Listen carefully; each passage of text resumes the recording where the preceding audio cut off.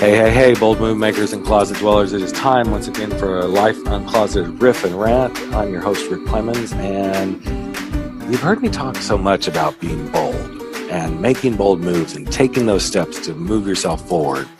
But one of the things I realized the other day that I haven't really talked to you about is what I believe the word bold means and what's incorporated in those four little letters.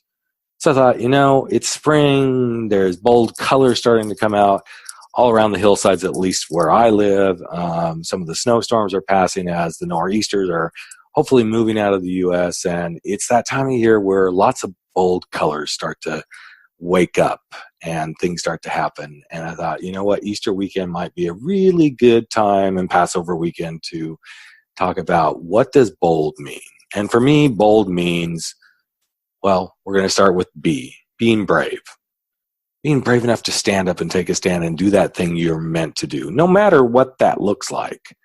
But it is truly about saying, no matter what, I'm going to be brave enough to be who I am. I'm going to be brave enough to take that leap of faith and go for that position. Or I'm even going to maybe be brave enough to go to the gym and start showing up on a consistent basis. Whatever that is, it starts with being brave. Then for me, the second letter, O, is about being optimistic. It's really hard to do something and make a bold move when there's doubts.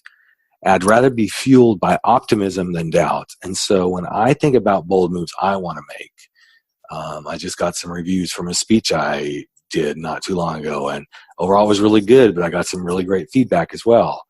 And it just feels like when you stay open, then you can move forward. You can make even bolder moves. And as I read those feedback forms, I'm like, I could be really, closed off right here, but I'm always open because speaking to me is something that I want to keep doing in my life. It's like a big, bold move for me to keep pushing myself to talk at bigger and bigger and bigger audiences.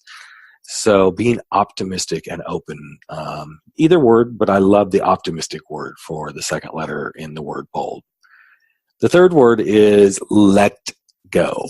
It's like liberating. When you can do this, when you can let go and trust, it's standing on the edge of the cliff, taking that magical step and knowing that when you step off the cliff into the risk, into the uncertainty, that you're letting go and you're trusting that whatever is going to happen is exactly what is meant to happen. And finally, the D in the letter bold is about being determined. Being so determined to do the thing that you're going to do that nothing can get in the way. It's like there are no non-negotiables. This is where I'm going. Now, it doesn't mean we're not going to get distracted or that some roadblocks might show up. But for me, being bold means you're determined to make this thing happen. And I just invite you over this long weekend for some of you to dive into what does bold mean for you. Write it down. 4 little letters, B-O-L-D. Just stack them right on top of one another and then find your own words. It may not be brave. It may not be optimistic. It may not be letting go. It may not be determined. But if you're bold, what does that mean to you? Think about it. And I hope you have a great weekend. We will be back in just a couple of days with another powerful, inspiring interview on Life Uncloseted. And until then, keep making your bold move to live your life uncloseted. I'm Rick Clemens, the host of the show. Have a great weekend.